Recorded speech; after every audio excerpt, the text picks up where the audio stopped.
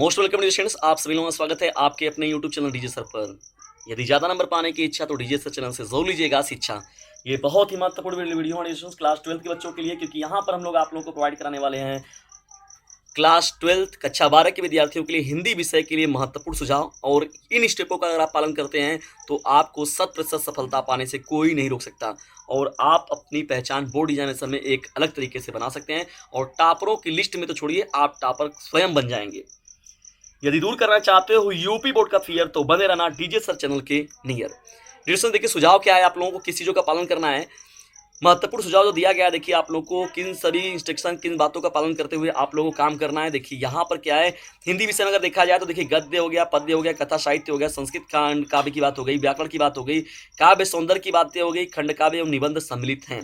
परीक्षा में आप लोग कितनी बातें हैं, गद्य पद्य कथा साहित्य संस्कृत खंड व्याकरण काव्य सौंदर्य खंड काव्य निबंध, ये सही बातें हैं। परीक्षा में सफलता प्राप्त करने के लिए उचित समय का प्रबंधन आप लोग को पहले बहुत ही महत्वपूर्ण करना है। और पाठ्यक्रम का जो ध्यान है ये बहुत ज़्यादा इंपॉर्टेंट है। पाठ्यक्रम में बिल्कुल भी कंफ्यूज मत होइएगा, एक दो मॉडल पेपर आप लोग देख लेंगे, आप लोग को वैसे ही समझ में आ जाएगा। और जैसे से डीजे सर चैनल पर भी आप लोग को 60 से 70 वीडियोस मिल जाएंगे हिंदी के, जो कि पार्टिकुलरली हिंदी के हैं। उससे अगर उस पूरे को देख लेते हैं तो आपका बहुत सारा काम तो वहीं से हो जाने वाला है। देखिए निर्धारित काव्य का अध्ययन करते समय देखिए कविता में निहित जो काव्य सौंदर्य होगा, डिस्टेंस देखिए रस छंद अलंकार की बात हो गई, उसको ध्यान से देखना है। परिभाषा उदाहरण को का अभ्यास जरूर कर लीजिएगा। सरल परिभाषा और अभ्यास जो है, ये उदाहरण जो है वो ऑलरेडी जो डीजे सर चैनल पर भी आप लोग को मिल जाएगा, या जहां से आप लोग को मिले ऐसे आप लोग तैयार कर लीजिएगा। गद्य के अंतर्गत लेखकों की रचना का पढ़ते समय प्रत्येक अध्याय के मूल भाव को समझें और सारांश उद्देश्य एवं भाषा शैली को अपने शब्दों में लिखने का प्रयास करें। देखिए हिंदी में ज़्यादा प्रॉब्लम नहीं होता है कि जो गद्य को आप देखते हैं उन्हीं चीज़ों को उतारना होता है, लेकिन थोड़ा सा अपने विचारधाराओं को उसमें जोड़ना होता है। आप लोग को नहीं कहा था कि थोड़ा सा नमक मिर्चा लगा दीजिए उसको और बेहतर हो जाएगा, तो वही चीज़ें आप लोग को करना है। संस्कृत में जब आप पढ़ते हैं देखिए तो संस्कृत खंड को उसका तो हिंदी अनुवाद आप लोग करना है। तो खंड पढ़ते समय देखिए अध्याय कठिन शब्दों के अर्थ को कंठस्थ कर लीजिए, और संधि हो गया, धातु रूप हो गया, शब्द रूप हो गया, विभक्ति परिचय हो गया, समास इत्यादि की जो परिभाषा और नियम है उसको भली भांति देख लीजिए और एकाग्रता के साथ उसका जो अभ्यास है वो कर लीजिए। ठीक है। लोकोक्तियाँ देखिए, उदाहरण मुहावरे हो गए, ये सभी मिलेंगे आप लोग को। शब्दों में सूक्ष्म अंतर हो गया, अनेकार्थी शब्द हो गए, अनेक शब्दों के लिए एक शब्द हो गया, ये सब पढ़ाया गया आप लोग को डीजे चैनल पर। वाक्यों में थोड़ी मार्जन है, हम तत्सम शब्द हो गया, तद्भव तत्सम की बात होती है जो आप लोगों को, इन सभी चीज़ों को भी आप लोग एक बार अच्छे से कंठस्थ जरूर कर लीजिएगा, क्योंकि एकदम सॉलिड नंबर मिलेगा आप लोगों को, इन सभी में नंबर आप लोगों को कटता नहीं है डिस्टेंस। ठीक है। हिंदी और जानिएगा कि first impression is the last impression. यदि पहला पेपर आप लोग का बेस्ट गया तो आप लोगों को बेस्ट करने से कोई नहीं रोक सकता। तो पहले पेपर को एकदम अच्छे से करना है आप लोगों को, और समय का शब्दों का जितने शब्दों में जो लिखने के लिए मिले वो ध्यान देना है। परीक्षा के पूर्व गत वर्ष के प्रश्न पत्र हो गए, आदर्श प्रश्न पत्र हो गए, निर्धारित समय के अंतर्गत पूरा करने का अभ्यास करें। एक आध दो पेपर जो है उनका प्रैक्टिस करके जाइएगा, ताकि आप लोगों को अभ्यास पहले से रहे कि हाँ भैया पेपर हमने पूरा कवर कर लिया है।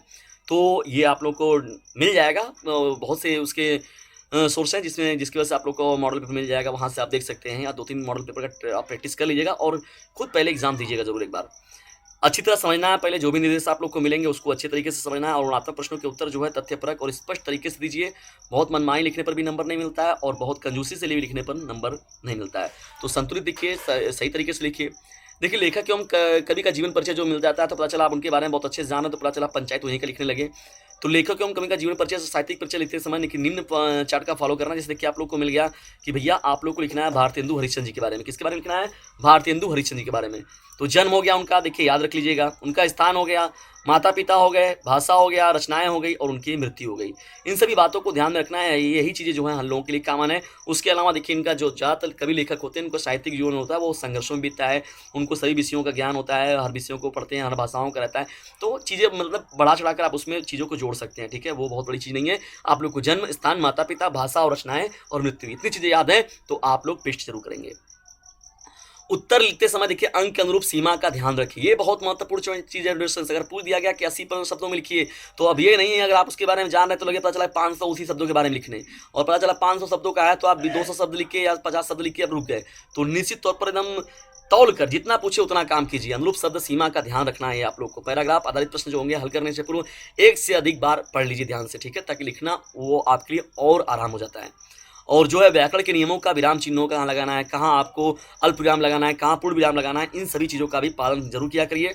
इंप्रेशन बनता है इससे टीचर वगैरह के सापेक्ष, या एग्जामिनर पर आप एक अलग पहचान बनाते हैं। प्रार्थना पत्र को देखिए डिस्टेंस हम लोग देखिए, बैटरी नहीं तो कोई बात नहीं। चलिए हम लोग बढ़ते हैं यहाँ पर आगे, पूरे जोश जुनून के साथ भी बातें होंगी। प्रश्न पत्र में दिए गए प्रार्थना पत्र तो लिखते समय डिस्टेंस यहाँ पर स्वच्छता और स्पष्टता का एकदम विशेष ध्यान देना रहता है, ये चीज़ याद रखिएगा। हमेशा पत्र वगैरह के लिए लिखने के लिए, निबंध वगैरह अगर आपसे पूछा जाए, तो निबंध लिखते समय देखिए महत्वपूर्ण चीज़ें हैं कि जो बातें पूछे, तथ्य पूछे। देखिए प्रस्तावना तो बहुत ही महत्वपूर्ण है, प्रस्तावना हमेशा लिखना चाहिए, और ये उपसंहार या निष्कर्ष जो होता है, ये 2 पॉइंट तो एकदम कंपल्सरी है।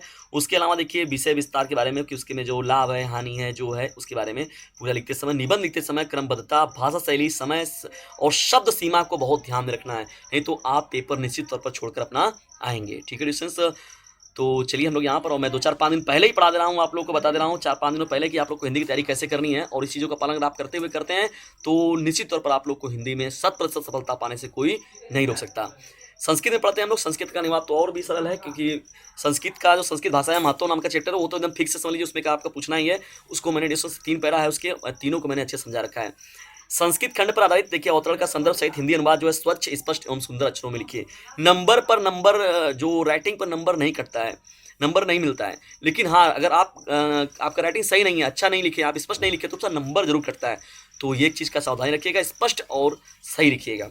अपने जिले के अनुमान देखिए, जो खंड काव्य निर्धारित है, उस खंड काव्य को भी आप लोग को अच्छे से स्पष्टवादी तरीके से और हेडिंग वगैरह बना के अच्छे से पूरा का पूरा लिखना है। तो इतनी सावधानियों को आप लोग अगर आप करते हैं डिस्टेंस, तो देखिए खंड काव्य जो आप लोगों का रहेगा, उस खंड काव्य को आप लोगों को करना है, जो भी आप लोगों का जो खंड काव्य पूछा गया जिले वाइज, ठीक है, तो उसको आप लोग देख लीजिएगा। जैसे वाराणसी जिले की अगर बात करें हम लोग, तो मिलता है ना, रश्मि रथी की बात होती है, तो यहाँ पर ऐसी प्रकार से जितने भी जिले होंगे आप लोगों को, तो जिले वाइज आप लोग को खंड काव्य के बारे में लिखना है। तो उसमें जो नायक होगा उसका चित्र आप लोग को याद रखिएगा, ठीक है, और कुछ उसके जो सर्ग वगैरह होते हैं तो वो इंपॉर्टेंट होते हैं। तो इतनी चीज़ों का अगर आप डिस्टेंस सावधानियाँ बरतते हैं, तो आप लोग निश्चित तौर पर अपना बहुत ही बेस्ट देकर आएंगे अपने हिंदी के पेपर में। और डिस्टेंस एक चीज़ याद रखना है आप लोग को कि एक नंबर भी आप लोग को मिल रहा है 950। देखिए ये डिस्टेंस ये है, और यहाँ पर एक काम आप लोग करना है कि इस चैनल का लिंक जो है उसे अपने क्लासमेट पर शेयर जरूर कर दीजिएगा, क्योंकि याद रखिएगा यदि ज़्यादा नंबर पाने की इच्छा तो डीजे सर चैनल से जरूर लीजिएगा शिक्षा। ठीक है डिस्टेंस, चलिए पढ़ते हैं हम लोग यहाँ पर, इस सेशन को यहीं पर समाप्त करते हैं हम, और लेकिन यहीं पर रुकेंगे नहीं हम लोग, आप लोग के रेगुलरली पूरा काम जारी है। जितने भी मोस्ट इंपॉर्टेंट चीज़ें हैं, प्रश्न वगैरह, तो वो पूरा का पूरा मैं डिस्कशन उस पर नियमित तौर पर करता रहा हूँ आप लोग के लिए। देखिए डिस्टेंस यहाँ पर क्या है, 950 690 250 7 नाम का एक नंबर मिलेगा आप लोगों को। इस नंबर पर जाके व्हाट्सएप पर जरूर कीजिएगा, और अपने आपकी बोर्ड एग्जामिनेशन में एक अलग पहचान जरूर बनाइए डीजे सर चैनल के साथ मिलकर। जल्दी मिलते हैं किसी एजुकेशन टॉपिक के साथ, तब तक के लिए टेक केयर, बाय, जय हिंद, जय भारत। लेकिन इससे एक काम करना है, इसे अपने क्लासमेट पर शेयर जरूर कीजिएगा।